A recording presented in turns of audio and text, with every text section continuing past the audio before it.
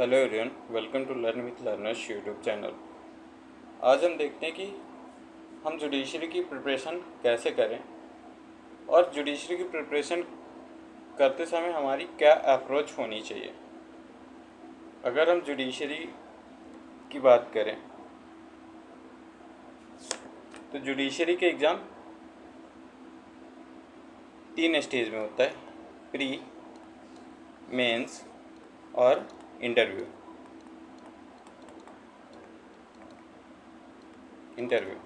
Pre, mains और interview 3 stage पे judiciary का एग्ज़ाम होता है। अगर अब हम प्री की बात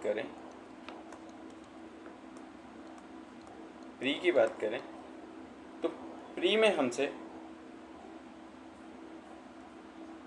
बेसिकली 5 टाइप्स के क्वेश्चंस पूछते हैं। 5 टाइप्स के क्वेश्चंस पूछते हैं। कौन कौन से? Concept base, bare act base, case based, illustration based और नेक्स्ट है हमारा problem based.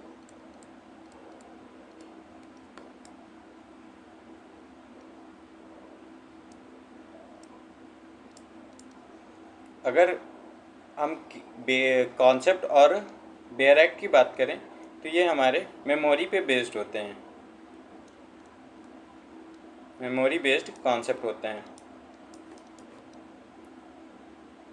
Bare act based का क्या मतलब है? बेयर एक्ट से हमसे बेसिकली कोई भी सेक्शन पूछ लिया कि इस सेक्शन में क्या दिया हुआ है, इस आर्टिकल में क्या दिया हुआ है। अब हमसे ये पूछ लिया कि आर्टिकल 21 में क्या दिया हुआ है। अगर हमको इंडियन कॉन्स्टिट्यूशन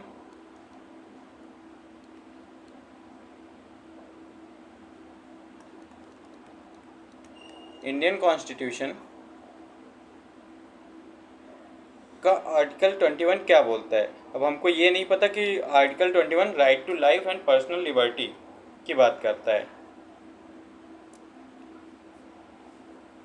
तो हम उस क्वेश्चंस को नहीं सॉल्व कर पाएंगे। और बेयर एक्ट से ही हमारा कॉन्सेप्ट क्लियर होगा। अगर हमको सिर्फ उतना ही पढ़ना है जितने पे हम एग्ज़ाम क्लियर कर सकें, हमको कोई पीएचडी नहीं करना है कि हम लेंदी बुक्स पढ़ें। हम अगर बेयर एक्ट पे कमांड बनाएंगे तो हमारा एग्ज़ाम क्लियर हो जाएगा। हम ये नहीं बोल रहे हैं कि बेयर एक्ट और बुक्स पढ़नी ही नहीं है। बेयर एक्ट आपको प्रेफर करना है, बेयर एक्ट पे आपको कमांड बनाना है, आपका एग्ज़ाम इजीली क्लियर हो जाएगा। अब हम देखते हैं तो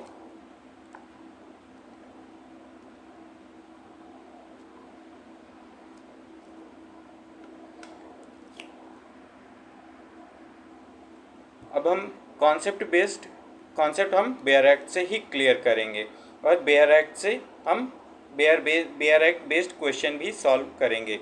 अब हमारे बात आता है केस का अगर हम देखें तो केस को हम रट कर ही याद कर सकते हैं और इसका कोई अलग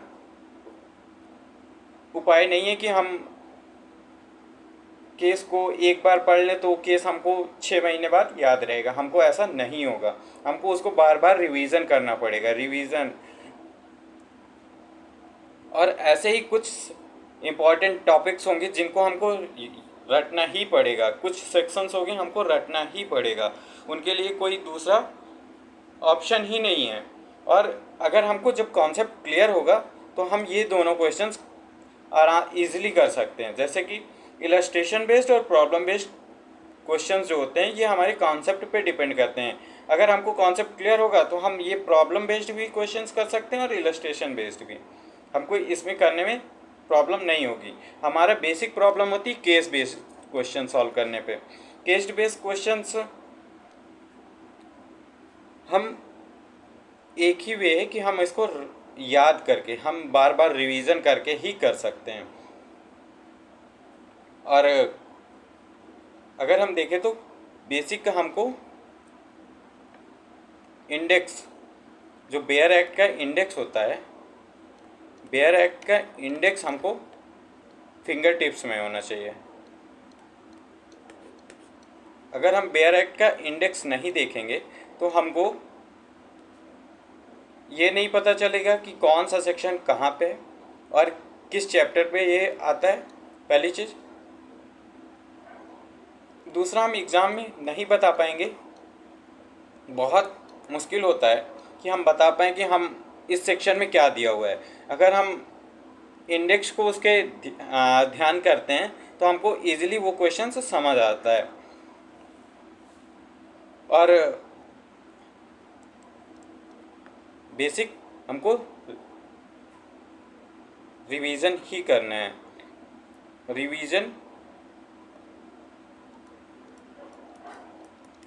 रिवीजन और सेल्फ स्टडी,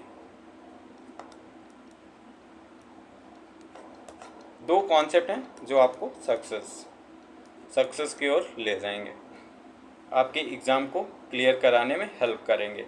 अगर आप ये सोचें कि हम रिवीजन नहीं करेंगे, सेल्फ स्टडी सिर्फ पढ़ते रहें, नए नए टॉपिक्स कवर करते रहें, तो भी आप राइट वे पे नहीं जाएंगे। आप पुराने कॉन्सेप्ट को आप भूल जाएंगे। इसलिए आपको रिवीजन इम्पॉर्टेंट है। और अब नेक्स्ट हम देखते हैं कि हमारे, अगर हम कोई टॉपिक पढ़ते हैं तो उसको कैसे हमको पढ़ना चाहिए। हमने कोई टॉपिक, मान लो ये कोई टॉपिक है, इसको पढ़ा, अब इस पे हम देखते हैं कि इसके प्रीवियस ईयर क्वेश्चंस क्या क्या आए थे। और हम कोई भी टॉपिक ले, उसके हम MCQs सॉल्व करें। बेसिक चीज़ कि हम उसके, जैसे हमने आज विल कंप्लीट किया, तो हम विल अंडर मुस्लिम लॉ हमने कंप्लीट किया। हमको कोई भी एक बुक फॉलो करनी पड़ेगी। हम उसके विल के जितने भी क्वेश्चन होंगे, जितने भी क्वेश्चंस होंगे, उनको हम लगाएं, उनको हम सॉल्व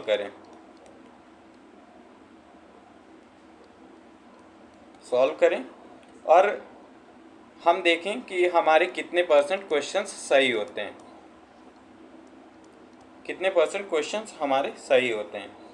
और हमको ये एक टारगेट बना के चलना होगा कि हम कितने क्वेश्चंस डेली प्रैक्टिस करेंगे। प्रैक्टिस इम्पॉर्टेंट है।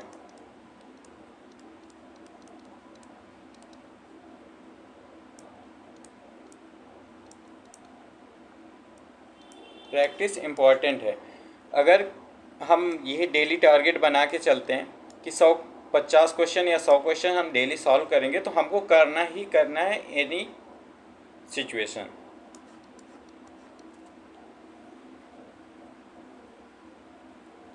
अब हम जैसे देखते हैं कि हम 1000 क्वेश्चंस बेसिक, हमको मेजर सब्जेक्ट्स में 1000 क्वेश्चंस सॉल्व करने होते हैं। हम लोग करते क्या हैं, हम 1000 क्वेश्चन तो सॉल्व करते हैं, बट ये भी देखते हैं कि हमारे कितने सही हुए और कितने गलत हुए। अगर हम देखते हैं हमारे 800 सही हो गए और 200 गलत हो गए, और हम यहीं पे छोड़ देते हैं कि हमने 1000 क्वेश्चन किए तो, पर यहाँ पे हमारा काम नहीं होता है। हमको ये जो हमारे 200 क्वेश्चंस रॉन्ग हुए हैं, इनको हमको फिर से देखना होगा, हमको फिर से इनको सॉल्व करना होगा। अगर हम 200 क्वेश्चंस को फिर से हम सॉल्व करेंगे तो ये मान के चलते हैं कि हमारे 150 क्वेश्चंस हमारे राइट होंगे और 50 रॉन्ग होंगे। अगर यही सेम चीज़ 50 क्वेश्चंस पे भी अप्लीकेबल होना चाहिए कि हम 50 क्वेश्चन अगर गलत किए हैं तो हम उनको सॉल्व करें, फिर हम देखें कि हमारे कितने क्वेश्चन सही हुए, कितने गलत हुए। अगर हम इसी तरीके से देखें तो हम अगर 1000 क्वेश्चंस में से हम 50+ क्वेश्चंस हम सही करते हैं तो आप प्री के प्रिपरेशन के लिए अच्छी आपकी प्रिपरेशन है प्री की। ऐसे ही सारे सब्जेक्ट्स में करना है, किसी एक सब्जेक्ट्स में नहीं लेके चलना है हमको। सारे सब्जेक्ट्स का प्री के लिए MCQ previous year questions paper और बहुत सारी बुक्स के क्वेश्चंस हमको सॉल्व करनी है। आप एक बुक का सॉल्व कीजिए पहले, फिर आप दूसरी तीसरी 2-3 बुक फॉलो कीजिए, उनको सॉल्व कीजिए। आपको जितने ज़्यादा आप क्वेश्चन सॉल्व करेंगे उतना ही आपके प्री में हेल्प मिलेगी। हम देखते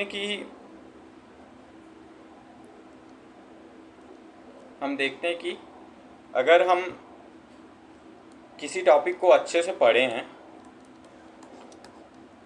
या किसी सब्जेक्ट को अच्छे से पढ़े हुए हैं तो हम 1 घंटे में 1 आवर में 100 क्वेश्चन सॉल्व कर सकते हैं ईजिली। अगर आपकी ये एक्यूरेसी आ रही है 1 आवर में 100 क्वेश्चंस आप सॉल्व कर रहे हैं, जिसमें से आपकी 95% एक्यूरेसी है, तो आप ये मान के चलिए कि आपका प्री बहुत अच्छा होने वाला है। और क्वेश्चन प्रॉब्लम तब होती है जब हमारा क्वेश्चंस पेपर इजी हो, तब सबसे ज़्यादा दिक्कत होती है। क्यों दिक्कत होती है? क्योंकि आपने तो प्रिपरेशन किया हुआ है, और जो आपका बगल वाला बंदा है वो आपके मान लीजिए आपसे कमज़ोर है, बट अगर इजी क्वेश्चंस आ गए तो उसने भी वो क्वेश्चन सॉल्व किए हैं जो आपने सॉल्व किए हैं। और आपको ये सबसे ज़्यादा ध्यान रखना है,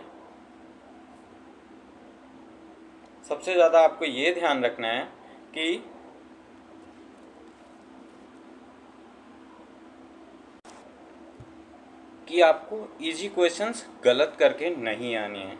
अगर आप इजी क्वेश्चंस गलत करके आएंगे तो आप कंपटीशन से पीछे हटते चले जाएंगे। ये आपको सबसे ज़्यादा ध्यान रखना है कि आपके जितने भी इजी क्वेश्चंस अगर पेपर में पूछे गए हैं वो आपको सारे अटेम्प्ट करके आना और विथ एक्यूरेसी अटेम्प्ट करना है। ऐसा नहीं हो कि आप अटेम्प्ट तो कर लिए पर गलत अटेम्प्ट किए हों। आपको उन पर ज़्यादा ध्यान देना है, आपको उनको ज़्यादा कवर करना है इजी क्वेश्चंस को। पेपर इजी आ जाता है तब कट ऑफ हाई जाता है। ये हम कोई भी आज की डेट पे ये नहीं बोल सकता कि ये पे इस स्टेट को हम टारगेट कर रहे हैं, इतना क्वेश्चंस कर लें तो हमारा हो जाएगा। ऐसा हो ही नहीं सकता। कभी पेपर टफ आ जाता है, कभी मतलब इजी आ जाता है, तो कट ऑफ हम नहीं बता सकते, कोई भी नहीं बता सकता आज की डेट पे। फिर हम देखते हैं मेंस। अगर हम प्री की अच्छे से तैयारी किए हुए हैं तो हम मेंस इजीली कर सकते हैं। कैसे? अगर हम प्री के टाइम पे ही, प्री की जब प्रिपरेशन कर रहे थे उसी टाइम पे हम प्री के क्वेश्चन सॉल्व किए और जो टॉपिक हम कवर करते जा रहे थे उसके मेंस के क्वेश्चंस भी हम सॉल्व करते जाएं साथ साथ, तो ये इजी होगा। और अगर आप ऐसा कर रहे हैं तो ये आपका बेस्ट अप्रोच होगा जुडिशरी को पाने के लिए। और मेंस के लिए सबसे ज़्यादा आपको लिखने की हैबिट होनी चाहिए, और आपको कोई ना कोई टेस्ट सीरीज़ आप प्री क्वालिफाई करें, आपको ज्वाइन कर लेना चाहिए कोई ना कोई टेस्ट सीरीज़। आपको उससे आपकी कमियां पता चलेंगी कि आप कहाँ लैग कर रहे हैं, अपनी प्रिपरेशन में आप कहाँ लैग कर रहे हैं। जो आप, मेरे को ये लगता है आप अगर प्री दे के आए हैं तो आपको खुद पता चल जाएगा कि आप प्री क्वालिफाई कर रहे हैं या नहीं कर रहे हैं। अगर कर रहे हैं तो आपको जिस दिन से प्री दे के आए हैं उसके 2 दिन बाद से आपको मेंस की प्रिपरेशन स्टार्ट कर देनी चाहिए। अगर आप ये सोचेंगे कि प्री का रिजल्ट आएगा और उसके बाद हम करेंगे तो बहुत टाइम आपका निकल जाएगा। तब तक आपके पास बहुत कम टाइम होगा और आप जो आप अच्छा कर सकते थे उसके लिए आप कहीं ना कहीं लैग कर जाएंगे। और अगर हम देखें मेंस में, तो हम यूपी की बात करें तो अगर 5 मार्क्स का क्वेश्चन आता है तो आपको 1 साइड लिखना है। 10 मार्क्स का आता है तो 2 साइड, 15 का आता है तो 3 साइड, और 20 का आता है तो 4 साइड। बस इससे ज़्यादा आपको लिखना नहीं है। यूपी का मेंस इसलिए टफ हो जाता है,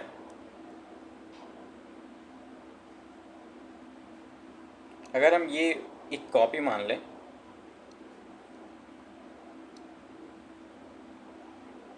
तो यूपी के मेंस में बुकलेट पर ही क्वेश्चंस लिखा होता है।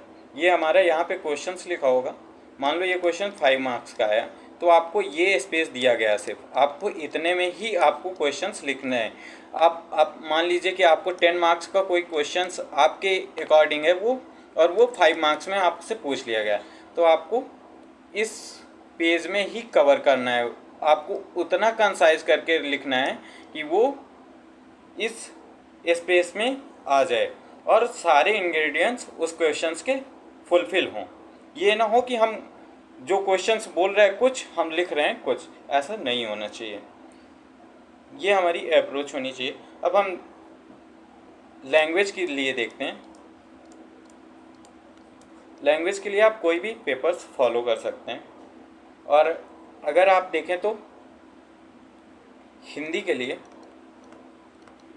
के लिए आपको कोई भी एक इंग्लिश का एक पेपर लीजिए, उसके आप ट्रांसलेशन कर लीजिए,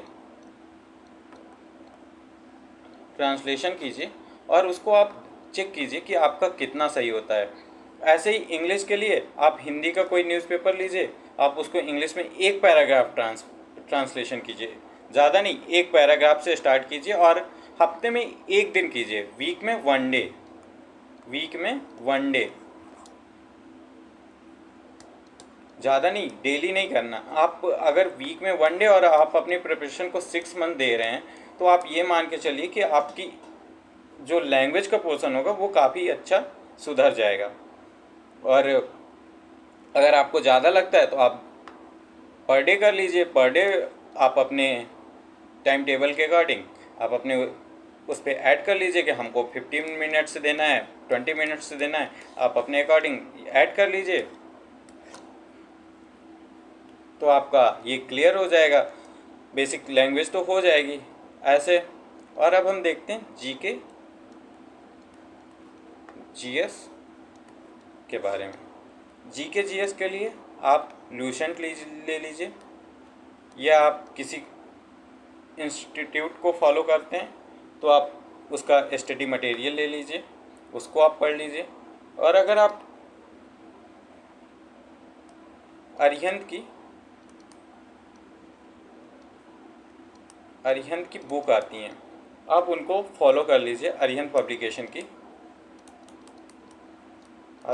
पब्लिकेशंस की बुक आती हैं, उनको आप फॉलो कर लीजिए। आपको हिस्ट्री, ज्योग्राफी, पॉलिटी, इकोलॉजी, ये सारी बुक्स अरिहंत पब्लिकेशन की मिल जाएंगी, आप लोग इनको फॉलो कर सकते हैं। नेक्स्ट आप करंट अफेयर्स के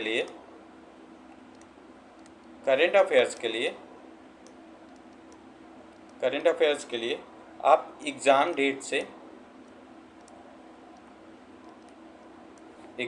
से 1 साल, 1 ईयर या 1.5 साल की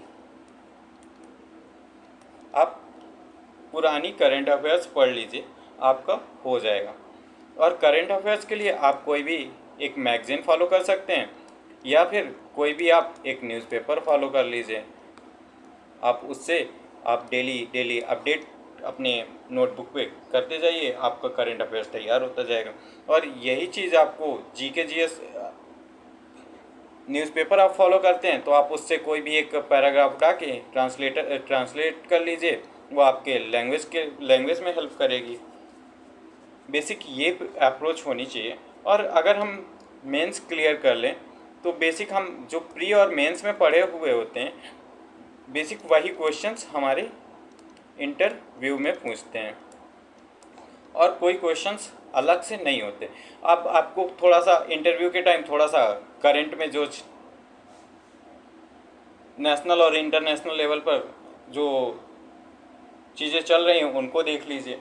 और लॉ के आपने अगर आपने मेंस लिखा है तो आपको हम ये मानते हैं कि आपको लॉ तो बेसिक लॉ तो पता ही है। आप वहाँ पर क्वेश्चंस आपसे जो लॉ के क्वेश्चंस किए जाएंगे वो कुछ प्रॉब्लम बेस्ड होते हैं, कुछ इलस्ट्रेशन बेस्ड होते हैं, कुछ आपके कॉन्सेप्ट बेस्ड होते हैं। तो आपको कॉन्सेप्ट तो पता ही होने चाहिए, बेसिक आपको आपके बेयर एक्ट के कॉन्सेप्ट क्लियर होने चाहिए। और नेक्स्ट हम देखते हैं, तो कभी कभी इंटरव्यू में ये भी होता है कि आपसे आपके बारे में पूछ के आपको बेसिक क्वेश्चंस पे करके आपको छोड़ दिया जाता है, और अच्छा इंटरव्यू होता है वो। तो इसके लिए आप पहले 2 स्टेज क्लियर करेंगे, उसके बाद आप 3rd स्टेज पे पहुंचेंगे।